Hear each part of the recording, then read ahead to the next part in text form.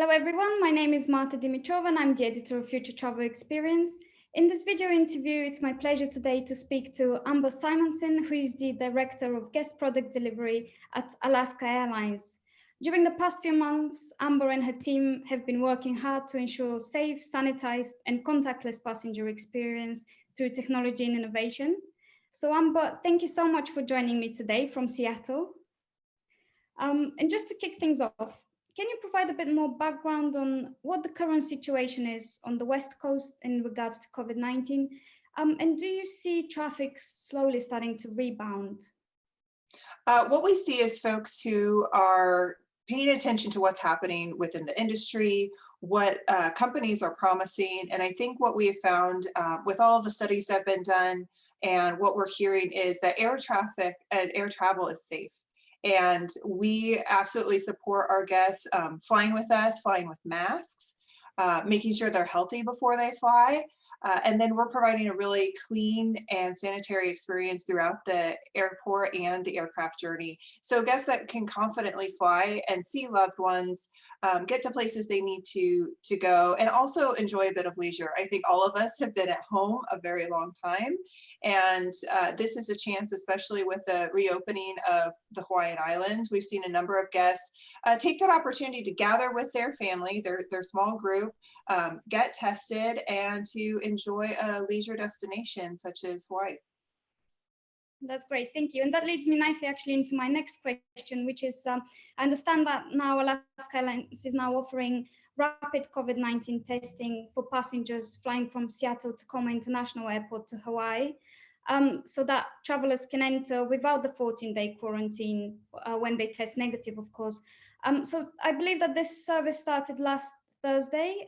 So can you provide some more information on the testing and how has Alaska Airlines worked with all partners to make this happen? So this has been a very rapid development for us. So we first heard that the Hawaiian Islands might be allowing folks to bypass the quarantine with a negative test. And so we worked across our entire company with our safety division, with operating divisions to set up a testing program. And we are partnered with Carbon Health, who has locations right here in the Seattle area, and then is also looking to expand into some of our other airport locations up and down the West Coast, with locations that are very central to where folks live, that they can stop by and get a test. It's a very quick and easy experience. We also partner with a local pharmacy, Bartell Drugs, here in the Seattle area, who's also has very quick and efficient testing. And then the Hawaiian Islands themselves have put together a trusted partner list. And of course, anyone flying to the islands can have a test from one of those 17 trusted partners, and they're able to access Kona and Maui and Oahu, and we're just so excited to have that opportunity. It came together very quickly, like I said, and what we're hearing is that most of our guests, by the time they get to the islands, they're well informed about the process. They've taken the test, they filled out the paperwork, and have their app and their QR code, and they're able to go enjoy their vacation. Mm-hmm. So do you believe that testing is the way forward, really, to reopening the travel experience? I think we have a lot to learn from the Hawaii experience. And actually the state of Alaska was one of the first states to start offering quarantine bypass through having the test done before you arrive. And what we saw this summer is that while it was effective, it's also difficult to manage, especially for the state. And so I think we're all watching and learning to see how the Hawaii experience comes to life. What does it do to guest confidence? Do they feel more confident flying? Also to understand how many folks are opting to get the test to bypass the quarantine versus if you're a returning resident, you also have the option to be in quarantine. And I think we really want to learn from this experience. We're not even a week in, so yeah, excited to see what's to come. Yeah, of course. And we're certainly here at Future Travel Experience waiting to hear more on some of the lessons learned from this experience once it has settled down a little bit more.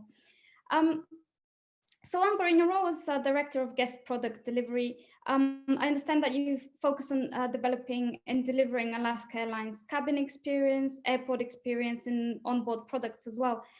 So I'm interested to find out a bit more from your perspective on what are some of the passenger trends and behaviors that you expect to see once travel gets a little bit more back to normal, both on the ground and in flight as well. Absolutely. So one of the things that we're working on at Alaska is to give our guests more choices. What we're seeing as a trend is people want to have a contactless experience, especially starting in the airport. I think what we look at is how many times are folks interacting with sanitizing spray, sanitizers, and we want to try to minimize that. It's already stressful once you get to the airport. It's a process to get all the way to your gate. And so what we've tried to do is to really minimize the number of times that you would have to stop and sanitize because you haven't had to touch anything. So it starts in our lobby, and we have a wonderful new feature on our kiosks where you can just hold up your boarding pass on either your mobile device or paper and scan it. And if you've already prepaid your bag tags, they'll just come out of the kiosk. You don't have to touch and confirm and select. It's just very intuitive. And it's something that gives our guests just such a thoughtful and logical option, so they can just get their tags, put them on their bags, get in our bag drop line, show our agent their ID and hand over their bags, and they haven't had to kind of go beyond their own kind of circle of safety with that transaction, which is really fantastic. The other thing we're doing is through our boarding process is we use iPads that our customer service agents have that allow you to not have to get quite as close as you would if you use the traditional boarding where you're exchanging tickets or perhaps you're putting your phone into kind of a clamshell device. It's really fantastic that you can have a bit of distance, that you can maintain holding your boarding pass regardless of how you whether it's mobile or paper, and then you're able to get on the aircraft. What we're seeing on board, and we're really excited about launching this this fall, is to actually have contactless payment for our food and beverage service on board the aircraft. So we're going to start rolling that out very soon, next month, and really interested to see what folks think about that. I think it's very different than what you might expect on board an aircraft. It does require our guests to pre-order that the food that they would like to have, which that's a new habit. We've been doing pre-order though very, very early on, where we've allowed our first class guests to pre-order their meals, and then also our any guests within the cabin. And what we see is there's been consistent participation with that program, but it's not everyone. I think we all love that spur of the moment. Oh, that looks really delicious. I'd love to have some. The good part about pre-order though is you make sure you get that delicious fruit and cheese platter that so many people look forward to. The hard part is you have to decide before you go that you want that, and then you're able to enter your credit card information. So it's already stored on file, and then you get delivered while you're on board. Mm-hmm. That's great. Sounds like you have already been working on a lot of these developments. You mentioned some technologies such as mobile and contactless experience. I suppose my question would be, how do you ensure that that interaction between passenger and staff and crew as well in flight evolve going forward without really losing that the human touch when you introduce contactless, the contactless experience? Absolutely. And that's one of the reasons why we want to continue to make sure that as we enable technology, that we still have that opportunity to have an interaction with our staff and our guests, because that's really what makes Alaska Airlines special. It's that human to human interaction. And I love what a number of our flight attendants are doing. Even when we all put on masks, they're very good at almost smiling with their eyes to make sure that you feel welcome as you board the cabin. And there's something that's really special about our employees. They can make you feel warm and welcome even if you can't see their face, and even if you can't hear them because the mask is difficult. And so those behaviors continue, and I think can really make the travel experience much less stressful. The other thing that we do is we still do hand things out via the cart. So even though they're quicker transactions, we're still looking guests in the eye and having that opportunity to provide something special. One of the products that we introduced through the next level care program is we have a very special sanitizing wipe. And it's one of those things that I've seen our flight attendants offer these to guests in such a warm and welcoming way. It's not so much as you're dealing them out like cards. I think as we've all gone to the grocery store and, there's a person just kind of very routinely passing things out. But this is really something special. They hold it up, they smile with their eyes, they lean forward and offer it to someone. And I think that's a really special moment to say that, oh, you thought about me, you thought about sourcing something that's special. The wipe we use is actually an EO product wipe, which has this beautiful French lavender aroma, which is soothing and kind of gives you a bit of a pause and a moment as you're cleaning your hands. And it's those little touches, I think, throughout the flight experience that kind of bring the humanity back to it, which still makes it really fun to fly. That's great. It sounds like you've really been working on that balance between automation, technology, but remaining the human touch in everything that you and Alaska Airlines do. So that's great. And so Amber, you'll be joining us in the upcoming FTE APEX Virtual Expo, where you will deliver a fascinating case study presentation on new product launches and the pandemic, and how Alaska Airlines has pivoted the day of travel guest experience with some unique products. So can you provide a snippet of some of the main points that you are planning to cover during the presentation? And what are your main aims and expectations from the event as well?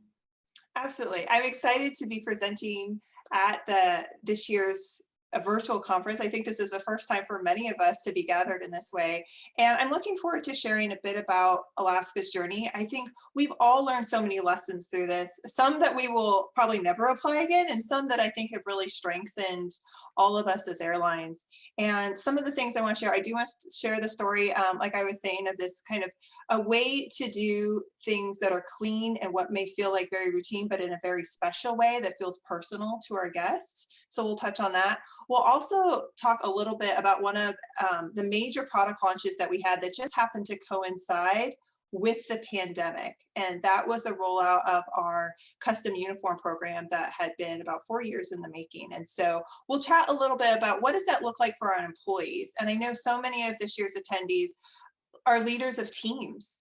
And we all, I think, are trying our best to make sure that we are supporting those teams, helping them feel like they can accomplish things, that we can still drive forward. And I think it's a really encouraging and inspiring story of how some very great leadership led to a phenomenal launch during a time when we all were filled with uncertainty. So we'll be touching on that. And then, of course, talking about how all of the airlines have stood up these wonderful programs to build confidence with our flyers. I think the Alaska program has a bit of a unique twist. And so we'll chat a little bit about that and how we're thinking about that program as it rolls into the future. That's great. Well, I'm really looking forward to your presentation. And I would like to thank you for joining me today for the interview and sharing your insights on what we can expect next from the passenger experience and from Alaska Airlines. For all of our listeners and viewers who are interested in joining us for the FTE APEX Virtual Expo, which will take place on 8th and 9th of December, please feel free to visit our website on futuretravelexperience.com and finding out a bit more about the event and Alaska Airlines presentation. Thank you once again, Amber, for joining me. Thank you.